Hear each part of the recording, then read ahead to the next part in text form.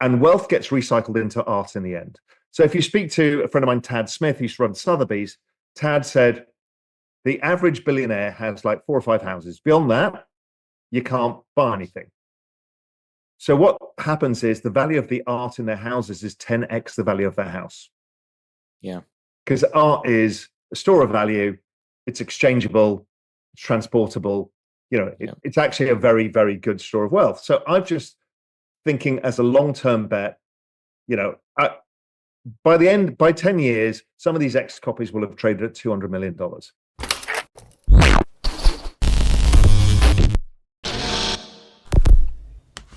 Hey guys, welcome to Everyday Finance. Bitcoin's recent price action reflects a textbook consolidation following a dramatic rally from approximately $74,000 to just under $150,000.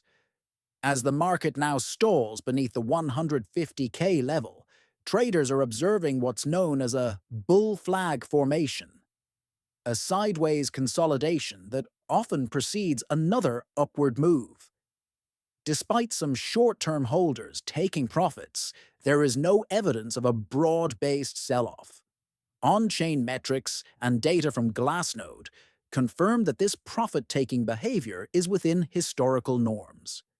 Meanwhile, key indicators such as healthy spot volume and sustained ETF inflows suggest investor confidence remains strong. Several corporations have even announced new Bitcoin treasury allocations, signaling institutional support. While some market participants foresee a potential dip to the $90,000 to $100,000 range, analysts broadly agree that absent a major external shock, the overall trend remains bullish. Bitcoin is simply catching its breath after a powerful move, setting the stage for the next leg higher. Using how we view markets, it's like the knock-on effects, the macro implications. If I look through what's just happened, Mickey's bought and put into a foundation Punks.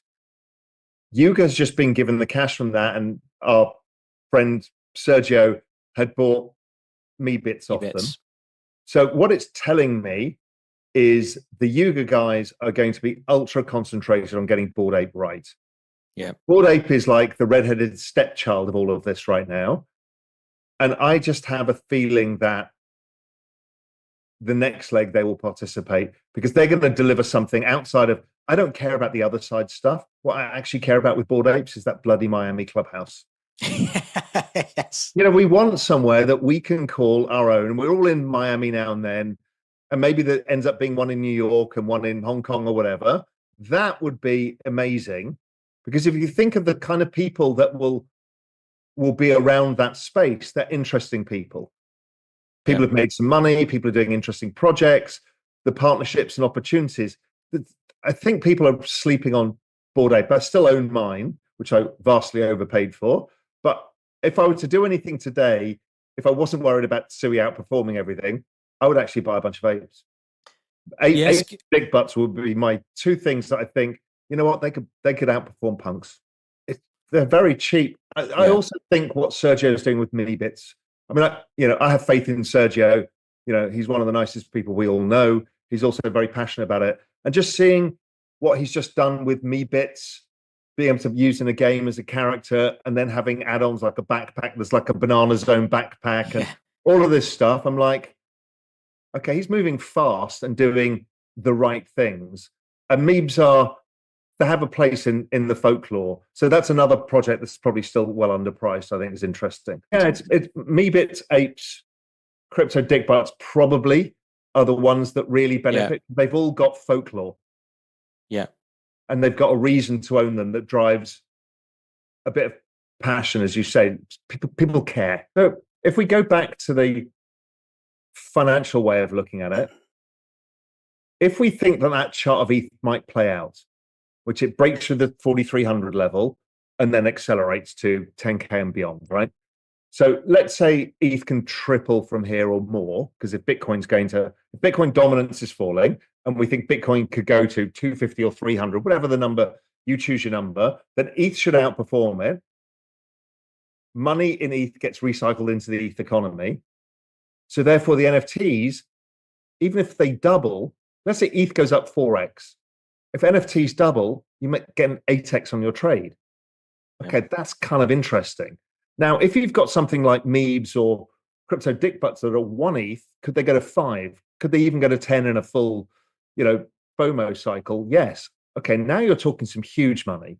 That's what people forget. And you and I have talked about this in the past. People forget about NFTs versus meme coins is NFTs have this multiplier effect. Yeah. Just like what I've kind of raised this a lot on Twitter to try and see where the pulse is, and people hate NFTs. They don't understand them. They don't really get it. And that makes me very interested. Yeah. Because there is a Lindy effect of what survived will survive and thrive. We know what the Lindy effect is. Like Xcopy is Lindy effect, Beeple is Lindy effect, a bunch of the generative art Lindy effect, and a bunch of these PFPs Lindy effects. So it's like, I love that second cycle trade where they get jammed down and you see what's got Lindy effect. Those things tend to wildly outperform. I've done it over to justify how it's like, my big macro thesis is this space is a $3 trillion space today. I think it goes to $100 trillion in 10 years. That's just standard network adoption extrapolated out on the log chart. That's 97 trillion of wealth. That's the largest, fastest accumulation of wealth in all recorded history. It's the same, it's more, it's like 3x more than all of the Russian billionaires, all the Chinese billionaires, all of Silicon Valley wealth, and all the Wall Street billionaires added together times 3 or something stupid, right? All happening within a short period. Let's assume I'm an idiot and it goes to 50 trillion, not 100. 47 trillion is still bigger than all of that wealth. And wealth gets recycled into art in the end. So if you speak to a friend of mine, Tad Smith, who used to run Sotheby's, Tad said, the average billionaire has like 4 or 5 houses. Beyond that, you can't buy anything. So what happens is the value of the art in their houses is 10x the value of their house. Yeah. Because art is a store of value, it's exchangeable, it's transportable, it's actually a very, very good store of wealth. So I'm just thinking as a long-term bet, by 10 years, some of these X copies will have traded at $200 million. Raoul Pal describes the current crypto landscape as entering the banana zone, a phase characterized by explosive volatility and rapid repricing as capital floods into digital assets. According to Pal, this period follows the initial disbelief phase of the market cycle and often precedes parabolic rallies. It's fueled by structural changes in global liquidity, accelerating adoption, and a broader re-evaluation of traditional assets amid rising macroeconomic stress.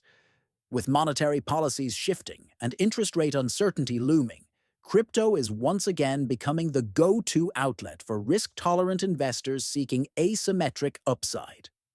Raoul Pal emphasizes that crypto's banana zone is not chaos. It's the natural result of exponential technologies converging with capital market dynamics. For experienced market participants, these volatile phases can present significant opportunities rather than threats.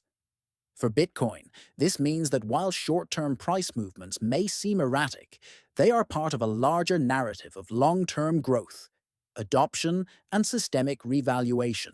Also, because there's 10 of them, it's the same with Mortal as well. There's 10 of these. They're known as iconic. Having 10 means that prices get reset, as opposed to, the Salvador Mundi, which will never trade again, right? Yeah. But there's no reset. But this, I think there's a competition because you can always, if you're rich enough, you can go to all 10 owners and put a stupid bid on, and you might get one. So I think you're right. That's Jedi Wolf, who's very involved in this space. His thesis as well is some of these collections will do better than the one of ones because you can actually create competition. And we saw that with the Warhol Marilyns. Yeah, I've got no one of ones of his at all. But I've been broadening out now because I've got so many bloody I've got 40 something X copies. I'm like, and I've got all of the Beeples, and I will get a Beeple one of one when I get around to it. But what I've been broadening out is further out into the art space, looking for interesting artists doing different stuff. And that most of those are because I like them. Will I make money off them? I don't know.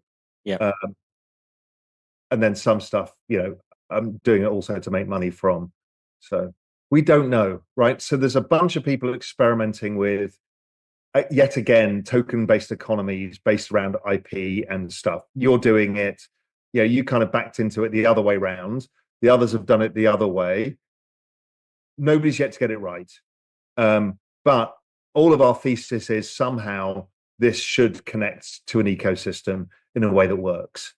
So whether Doodles can pull it off, whether you guys pull it off, I don't know, but somebody's going to get there. We just don't know the mechanism to accrue value to the token in a way that does it, whether it's via buybacks or whether it's via opportunity sets or loyalty points or whatever. We keep creating these token economies and they keep failing because there's an airdrop, people then just dump it. There's no real use for the token, and then it gets forgotten. So I don't even know why people do it most of the time, because the actual founding team don't retain much of it. The thing falls 90% afterwards. And you have a liability. Yeah. What have you done? What have you done that's added any value? So I just feel like people haven't really. How are you thinking about it with Rex? Talk everybody through what you guys are doing, because I think it's super interesting. And again, you're trying something new in building a brand that uses Web3 as its foundation, but it's not just Web3. It's a product that people, we hope. Yeah. Well, I love what you're doing, and I love that you're pushing it hard to try and do it, because somebody's going to get this right. Yeah, somebody's going to get it right. It's the same with the creator economy. It's the same with sports teams. It's the same with brands. Somebody's going to crack this, and the whole thing is going to fucking explode. Whether it's this cycle, we get the first look at it, then we get the Lindy effect, and then after that is the big one. But it's coming. I know it is. It's been part of my core thesis. So I love how you guys are experimenting. The Doodles one, does that work? I don't know, but they have. I caught up with Austin the other day. They have a lot of ideas of what they want to do to create true value from it. So it's not just a meme coin in itself. Meme coins is okay. I don't have an issue with it. But really, if somebody can figure out how to make an economy, then we've got something big. Yeah, look, I don't think it does badly. I think Solana is like the main coin of this cycle. Will it outperform Sui? Unlikely. Could ETH outperform Solana? Maybe. But I don't think you go far wrong. Just be careful with that tail side of too much in AI and too much in stuff. When you know you've got kind of 30% in more speculative based stuff, I'd just be a little bit careful of that. If you don't want to fuck it up, I prefer to have, like 70, 80%, maybe more in just the core bet, as opposed to going too far out the risk curve. But I talk about this a lot, and it's down to everybody's preferences. You can't take, people should not rent my conviction, your conviction, our price targets, anything. What it's down to is, at some point in the next few months, you should take lifestyle chips off the table. I know you've been a big proponent of this, OV.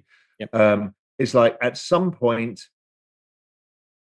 if you can take a bunch off 25, 30%, then you kind of don't care what happens in the back end of the cycle. Don't try and nail the top, get out exactly, but take enough money out that it changes your life. I mean, it's life-changing money in this space. So whatever it is, take it off, and you will feel too early and you'll feel sick for doing it. I think you're always too early in doing this, OV, because I think it's skirt from the last time, because you started taking stuff off, but then you're like, that's it, I'm taking it off, and then you go back in again. I'm like, that's not what you said you were. That's very true.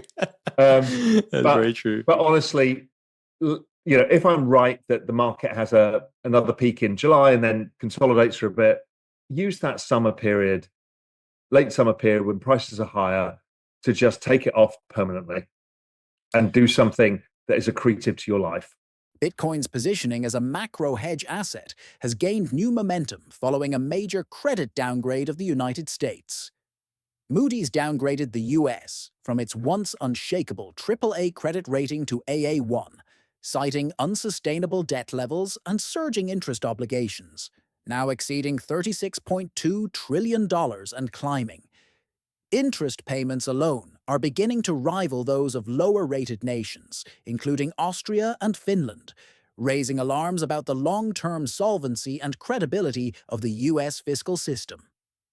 As journalist Michelle McCory points out, this downgrade represents a seismic shift in global financial confidence and sets the stage for investors to reevaluate traditional safe havens.